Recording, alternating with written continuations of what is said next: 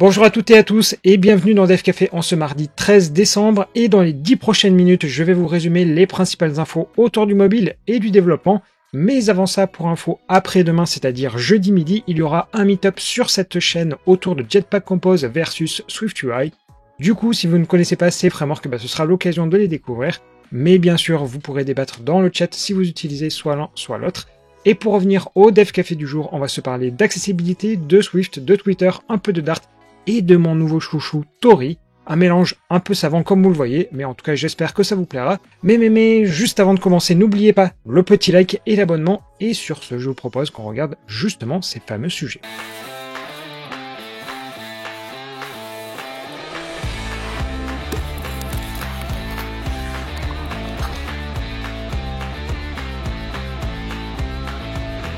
Comme chaque mois, le cabinet d'études AppFigure nous revient avec des statistiques sur les meilleurs téléchargements au mois de novembre et au niveau mondial sur l'App Store et le Google Play. Alors côté application, le classement évolue assez peu d'un mois sur l'autre, et d'ailleurs si on enlève les GAFAM et les réseaux sociaux, il reste plus rien.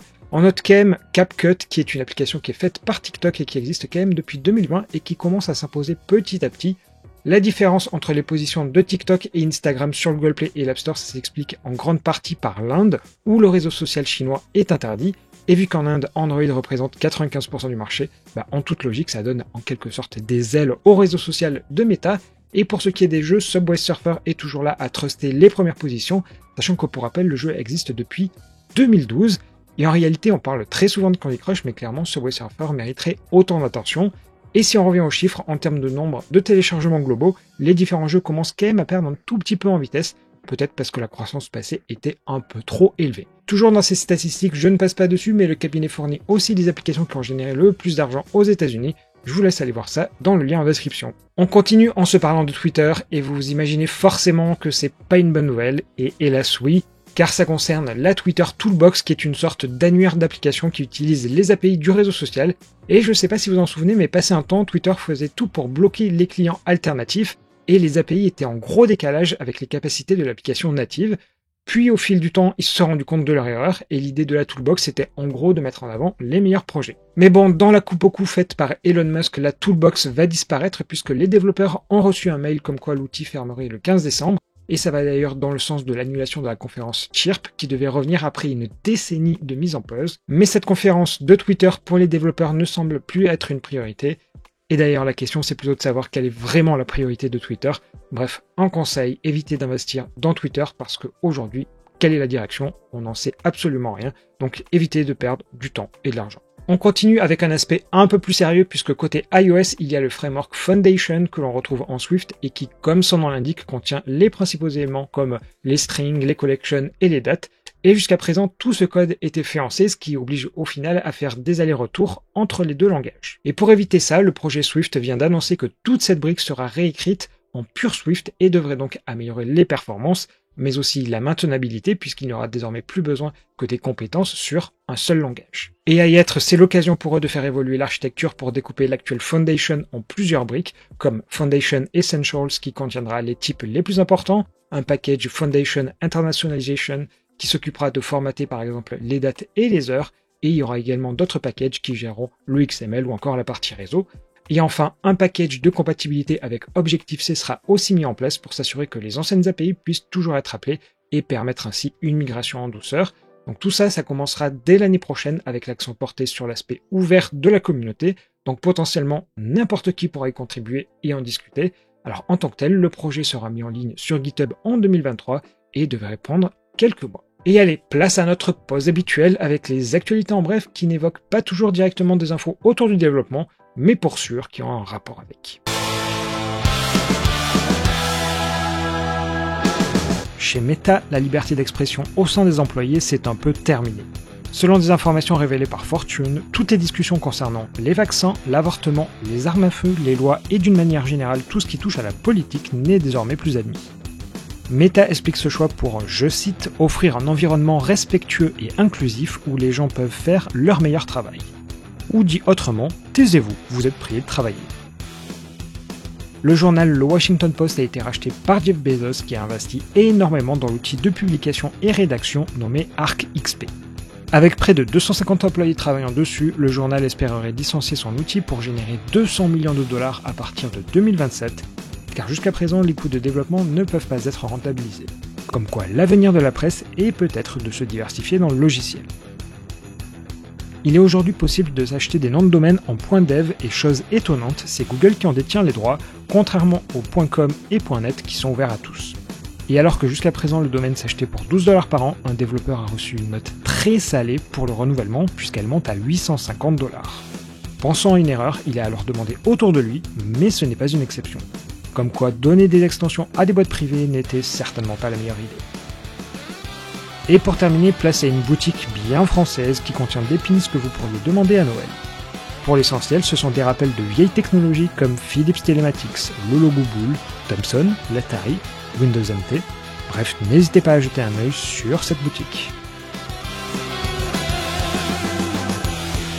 Pour reprendre, s'il y a bien deux sujets que tout le monde met de côté, ce sont les tests et l'accessibilité. Et si on essaye de réunir les deux, je pense qu'il y a plus grand monde dans l'assemblée.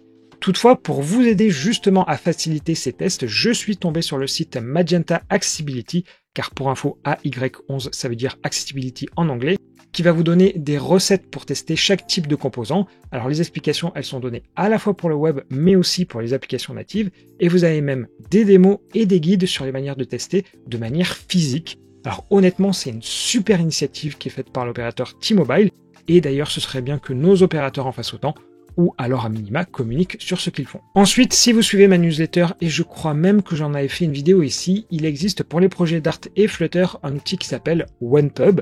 Alors l'avantage, mais aussi l'inconvénient de Dart, c'est que toutes les dépendances sont hébergées dans un repo central nommé pub.dev, mais la contrainte c'est que tous les packages sont forcément publics, ce qui rend la création de dépendances privées plutôt compliquée, voire quasiment impossible, puisqu'il faut tricher finalement par un Git.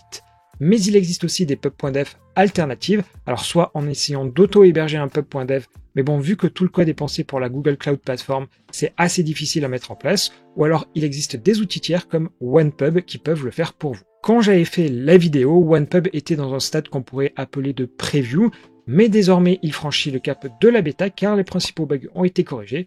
Du coup, n'hésitez pas à vous inscrire car la bêta est limitée à 1000 personnes et permet d'avoir un an gratuit. Si toutefois vous aviez créé un compte avant, eh bien, bonne nouvelle, vous avez un compte gratuit à vie. Et pour terminer, place à une info qui je pense peut avoir des conséquences à moyen terme, en tout cas gardez-la bien sous votre radar, parce que lors des premiers numéros de DevCafé, je vous avais parlé d'un framework qui s'appelle Tori, mais juste avant ça, un peu de contexte. Aujourd'hui, l'écrasante majorité des applications desktop cross-platform utilisent Electron, et pour faire simple, c'est une application web qui est packagée dans un corps d'appli native, puisque chaque application embarque Chromium comme moteur.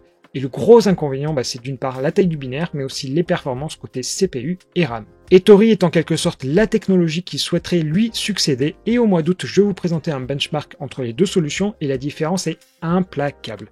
La taille du binaire est bien moindre, le temps de démarrage pareil, et la consommation de RAM est divisée par 2. Mais comment y arrive-t-il, me direz-vous? Eh bien la réponse est pas si simple car c'est plusieurs facteurs. Donc au lieu d'utiliser Chromium et d'être obligé d'embarquer tout le moteur, ils utilisent la WebView de chaque OS. Et sur la partie back-end, elle est faite en Rust qui peut donc être compilée et ainsi avoir des meilleures performances. Bref, sur le papier, Tori est super intéressant. Mais quel rapport avec le mobile, me direz-vous? Eh bien, à l'époque, ils indiquaient que le support d'Android et d'iOS allait arriver prochainement. Et pas plus tard que vendredi dernier, une version alpha avec justement ce support a été annoncée. Une petite doc est mise à dispo et permet, comme vous pouvez le voir sur les captures, que ça fonctionne autant sur Android que sur iOS. De mon côté, j'ai voulu tester, mais sur un Mac avec un processeur ARM, ça ne fonctionne pas pour le moment. Donc dès que je pourrai, je testerai et j'essaierai de vous en faire une vidéo, car clairement, je pense qu'il y a un bel avenir pour cette techno. Et je pense même qu'on pourrait avoir à l'avenir sur cette partie desktop un Flutter versus Tori qui sera intéressant à suivre.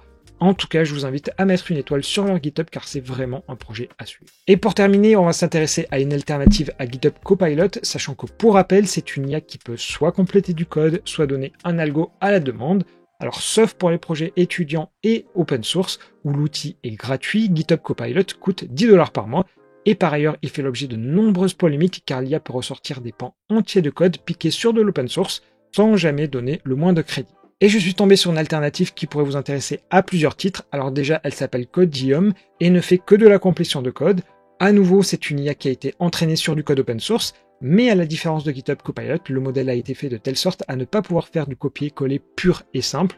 Donc en termes de licence, il peut y avoir quelques lignes à droite à gauche, mais pas des algorithmes entiers a priori. Pour le moment, l'outil est en version de test et c'est là où c'est intéressant car toutes les personnes qui s'inscrivent pendant cette période y aura accès gratuitement et à vie. Donc presque même si ça vous intéresse pas, créez-vous un compte, ça ne mange pas de pain comme on dit.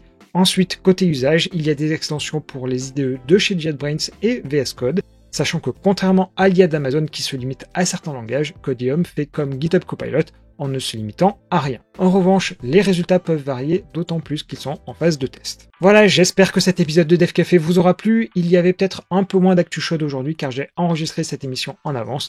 J'espère donc que ça ne vous aura pas trop déçu. En tout cas, pour sûr, demain, ce sera bel et bien la version normale de Dev Café qui sera de retour. Sur ce, je vous souhaite à tous une bonne journée et rendez-vous, même heure et même endroit, dès demain.